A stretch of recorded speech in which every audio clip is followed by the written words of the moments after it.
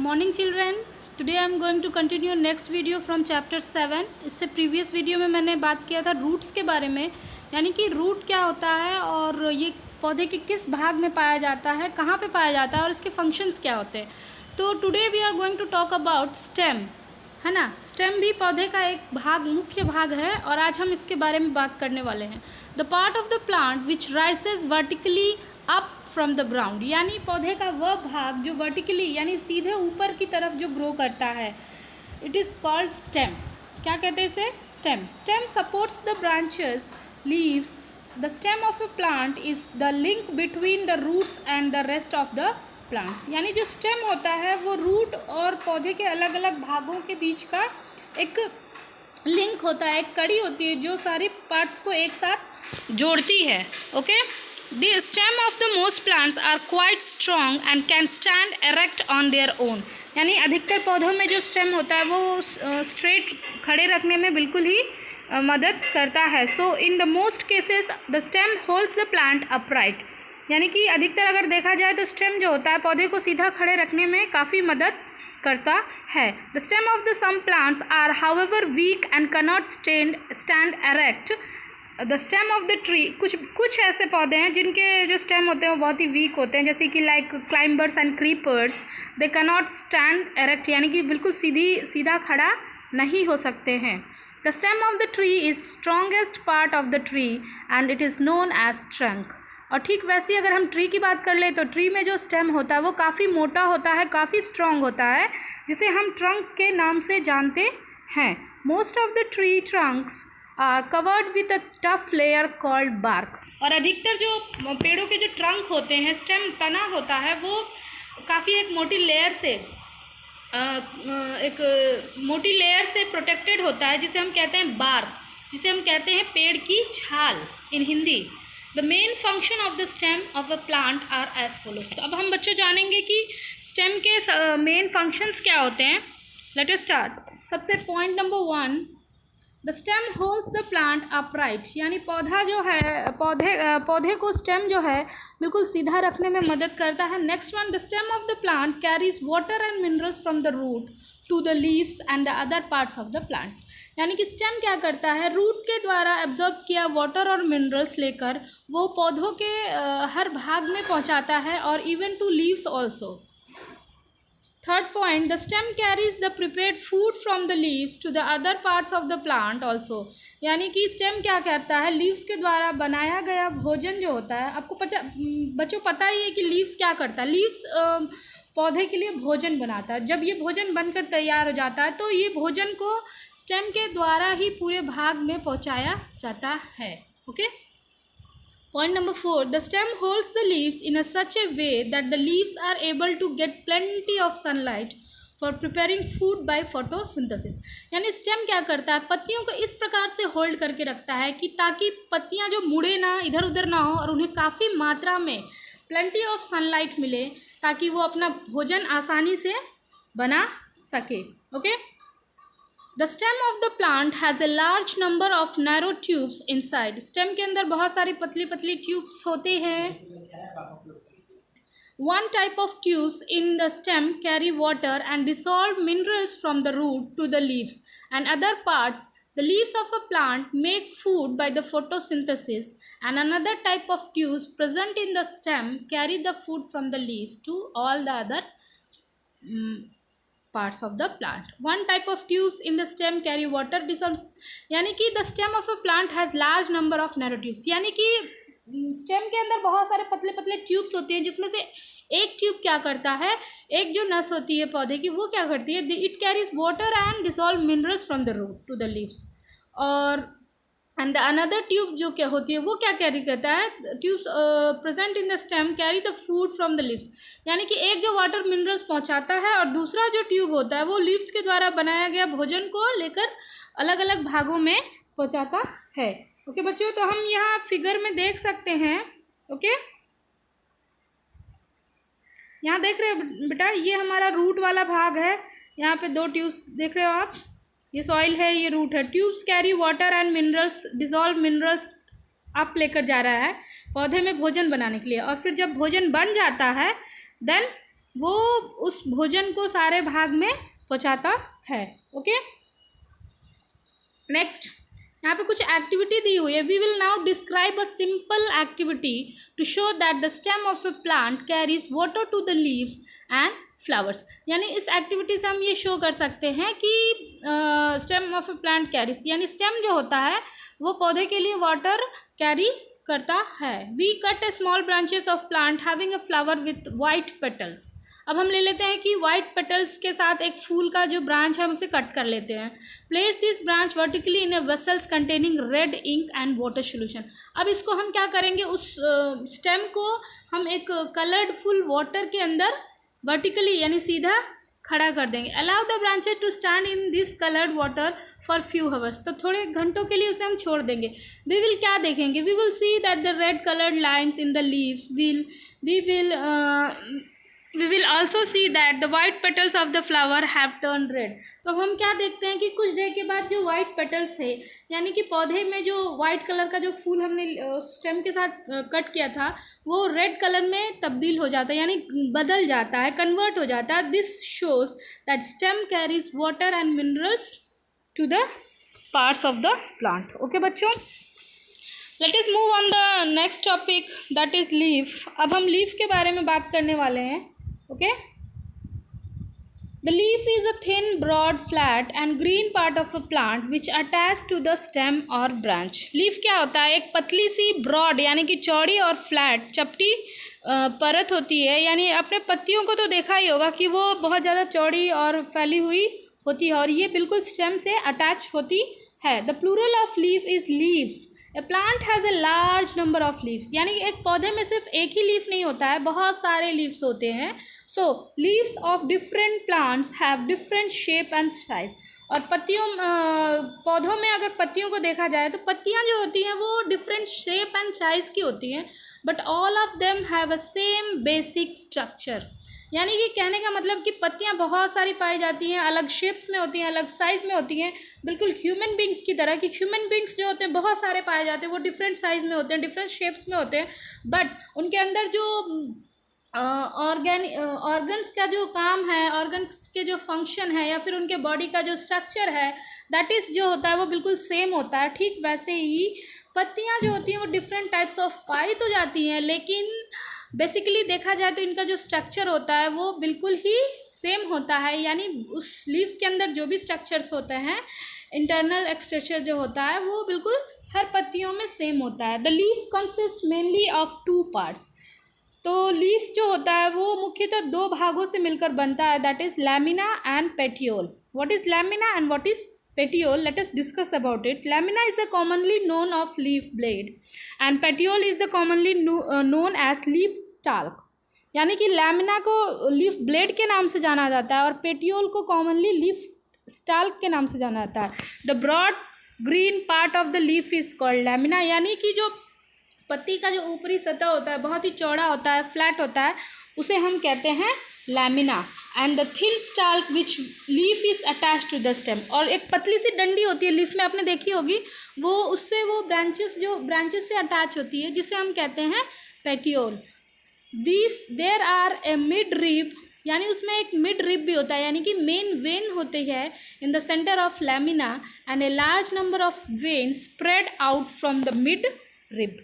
Okay students, तो अब यहाँ हम देख लेते हैं कि किस प्रकार से होता है। ये हमारा देख रहे हो बच्चों, ये हमारा स्टेम है, you can see here in the figure, और ये हमारा पेटियोल है। आपने देखी होगी जब भी कोई आप पत्ता तोड़ते हो तो उसमें एक छोटी सी डंडी भी निकली होती है, जो कि वो बिल्कुल पत्ती के बीचों बीच सीधी जाती रहती है, जिसे हम कहते हैं पेटियोल। और जो पत्तियों से बीच में मिडिल में जो होके गुजरती है that is called main vein और मिड रिब। इसे हम मेन वेन के नाम से भी जानते हैं और मिड रिब के नाम से जानते हैं। और ये जो पौधे का जो ऊपर वाला जो फ्लैट ब्रॉड सरफेस होता है उसे हम कहते हैं लीफ ब्लेड।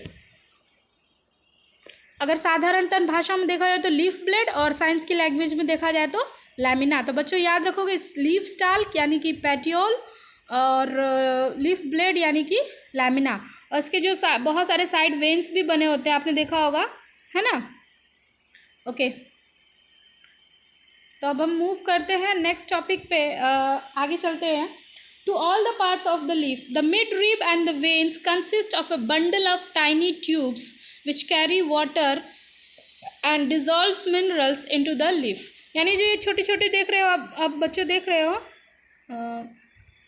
जो छोटे छोटे साइड वेन्स है ये क्या करते हैं, ये वाटर और मिनरल्स कैरी करके पौधे के पूरे भाग में, मेन वेन तो बीच में पहुंचाता ही है, उसके साथ साथ ये जो साइड वाले जो हैं ये पौधे के हर ऊपरी सतह पे पूरे भाग में पानी और मिनरल्स पहुंचा देता है. There are minute pores. अब इस पर छोटे छोटे पोर्स होते हैं जिसे आप प्रीवियस क्लासेस में पढ़ चुके बच्चों. क्या कहते हैं इसे हम? Stomata. Okay. There are minute pores on the surface of the leaf which are called stomata. Stomata are so small that we can't see them with naked eyes. यानी कि स्टोमेटा जो होते हैं बहुत ही छोटे होते हैं, यानी टाइनी पोर्स जो होते हैं बहुत ही सूक्ष्म होते हैं, इसे हम इन आँखों से तो बिल्कुल ही नहीं देख सकते हैं. The stomata allows the gases to move in and out of the leaves. तो बच्चों इसे प्रीवियस क्लासेस में आपने ऑलरेडी पढ़ा है कि स्टोमेटा के थ्रू गैसेस का एक्सचेंज होता है, यानी ऑक्सीजन कार्बन डाइऑक्साइड का एक्सचेंज होता है. यानी यही वो माध्यम है जिसके द्वारा पत्तियां रेस्पिरेशन की क्रिया भी करती है और फोटोसिंथेसिस की क्रिया भी करती है. They also allow the excess water also vapour to go out of the leaf. और पौधों में अगर बहुत सारा अधिक एक्सेस वाटर जो होता है वो भी इन स्टोमेटा के थ्रू ही बाहर निकलता है. The leaves of a plants contain a green coloured pigment called chlorophyll. यानी पत्तियों के अंदर एक ग्रीन पिगमेंट पाया जाता है जिसके कारण पत्तियों का जो कलर होता है बच्चों वो बहुत ग्रीन कलर का होता है. कॉमनली देखा जाए तो अधिकतर पौधों में पत्तियों का कलर जो होता है वो ग्रीन होता है और इसके पीछे सबसे बड़ा रीज़न है. What is the reason behind? That is chlorophyll. यानी कि पत्तियों में एक ग्रीन कलर का पिगमेंट पाया जाता है जिसे हम कहते हैं chlorophyll. Chlorophyll is the impart green color to the leaves. Chlorophyll can be absorbed or trap energy from sunlight. और क्लोरोफिल का काम क्या होता है बच्चों कि सनलाइट को ट्रैप करना. क्या काम होता है उसका? सनलाइट को ट्रैप करके अपने अंदर अवशोषित करना. नेक्स्ट अब हम जान लेते हैं कि लीव्स के मेन फंक्शंस क्या होते हैं. The leaves make food for the plants by the process of photosynthesis. तो सबसे पहला और सबसे मेन काम होता है पत्तियों का कि पत्तियों का काम मेन होता है पौधों के लिए भोजन बनाना by the process of photosynthesis. और फोटोसिंथेसिस की प्रोसेस कैसे होती है बच्चों आपको तो पता ही है already. What is photosynthesis? The process of making food by the plants by the using water, air, sunlight. Okay, in the presence of sunlight and chlorophyll also. The leaves get rid excess of water from the plants through transpiration. और leaves के द्वारा ही पौधों में excess water की मात्रा भी बाहर निकलती है through the process of transpiration. यानी पौधों का एक्सेस वाटर स्टोमेटा के थ्रू निकलना क्या कहलाता है? Transpiration. Then next third point, the leaves carry out process of respiration in the plants which is the production of energy food. यानी the leaves carry out process of respiration in the plants. We will now describe all the function of the leaves in a little more detail. यानी कि अब हम इसे और ज़्यादा कुछ detail में थोड़ा सा बताने वाले हैं. The leaves are food factories. leaves को food factories भी कहा जाता है. Okay?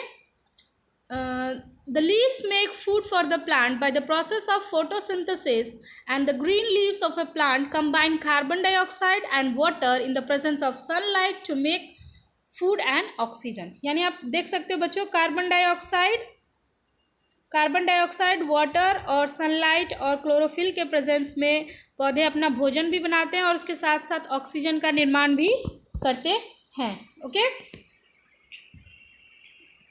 अब next we talk about carbon dioxide gas is needed for making food is taken by the leaves from the air. यानी कि जो कार्बन डाइऑक्साइड पौधों को चाहिए वो लीव्स के द्वारा एयर से लिया जाता है. And water is carry to the leaves through the soil. और वाटर जो है सॉइल के द्वारा स्टेम के द्वारा लिया जाता है. यानी कि इसमें जितनी भी चीज़ों का आवश्यकता है सबसे पहले एयर जो है कार्बन डाइऑक्साइड वो लीव्स के द्वारा आता है और वाटर जो होता है वो स्टेम के द्वारा आता है. And sunlight provides the energy for making food. और क्लोरोफिल क्या करता है? सनलाइट की एनर्जी को ट्रैप करके अपने अंदर एब्जॉर्ब करता है. And the green leaves help in trapping energy from sunlight and this oxygen gas is produce in the leaves during the photosynthesis. यानी इस प्रकार से फोटोसिंथेसिस की क्रिया पूरी होती है और इस दौरान दो चीज़ें का निर्माण होता है, that is food and oxygen. Okay, the simplest food prepared by the leaves by the photosynthesis is glucose. और जो भोजन बनता है उसे हम कहते हैं glucose, and some of the glucose is converted into starch also. और इसमें से सम ग्लूकोज को स्टार्च के रूप में कन्वर्ट कर दिया जाता है, and this starch is stored as a food in a various part of the plant. और ये जो स्टार्च के रूप में जो फूड कन्वर्ट हो जाता है उसे पौधे के अलग अलग भागों में फूड के रूप में स्टोर करें, यानी फ्रूट्स के फॉर्म में स्टोर करें। कुछ पौधों में आपने देखा होगा कि कुछ पौधों के हम फ्रूट्स खाते हैं, कुछ पौधों के हम स्टेम खाते हैं, यानी कि पौधों के द्वारा बनाया गया फूड सबसे पहले कन्वर्ट होता है स्टार्च में, और ये जो स्टार्च है पौधे के अलग अलग भागों में फूड के रूप में स्टोर कर लिया जाता है। Okay, next, the process by which green plants use sunlight to make the food from carbon dioxide and water is called photosynthesis। यानी इस प्रोसेस को हम क्या कहते हैं बच्चों? Photosynthesis, the process by which green plants make their food. A plant keeps on absorbing water from the soil all the time through its root. यानी बच्चों क्या होता है कि जो रूट, देखो पौधों में जितने भी पार्ट्स होते हैं वो अपना अपना कार्य करते रहते हैं, तो ठीक वैसे ही रूट्स भी क्या करता है, रूट मिट्टी से लगातार वाटर एंड मिनरल्स एब्जॉर्ब करता रहता है। Due to this a lot of water collects in the body of the plant. तो इससे क्या होता है कि लगातार वाटर एब्जॉर्ब करने से क्या हो जाता है कि रूट जो लगातार एब्जॉर्ब कर रहा है वाटर, इसके कारण पौधे में पानी की जो मात्रा है वो बहुत ज़्यादा एक्सेस हो जाती है, बहुत ज़्यादा हो जाती है। So some of this water is used by the plant for making food.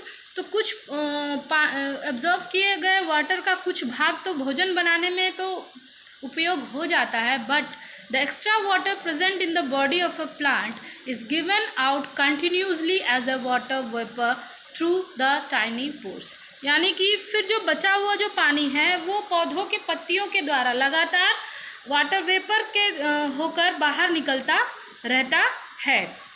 Okay, stomata के through the evaporation of water from the leaves of a plant is called transpiration. और इसी चीज़ को हम कहते हैं ट्रांसपीरेशन, यानी पौधे के शरीर से एक्सेस वाटर का बाहर निकल जाना क्या कहलाता है? ट्रांसपीरेशन। तो बच्चों इस टॉपिक में हमने दो डेफिनेशंस भी जाने, that is photosynthesis and transpiration. Okay children, तो what is photosynthesis? The process of making food by the plants by using carbon dioxide, water, sunlight, है ना। और ट्रांसपीरेशन क्या होता है? The evaporation of water from the leaves of a plant is called transpiration. यानी पौधे से जो एक्सेस वाटर है इवेपोरेशन के माध्यम से पौधे से बाहर निकल जाता है, that is called transpiration. During transpiration the excess water present in the plant is lost into the air as a water vapor. In fact, plants releases a lot of water vapor into the air through the process of transpiration। तो इस प्रकार पौधे बहुत अधिक मात्रा में water vapour बाहर छोड़ते हैं और ट्रांसपीरेशन के प्रोसेस के थ्रू। ओके चिल्ड्रन, तो नेक्स्ट वीडियो में we will talk about many activities that will show that leaves prepare food, sunlight is necessary for photosynthesis. Okay, thank you.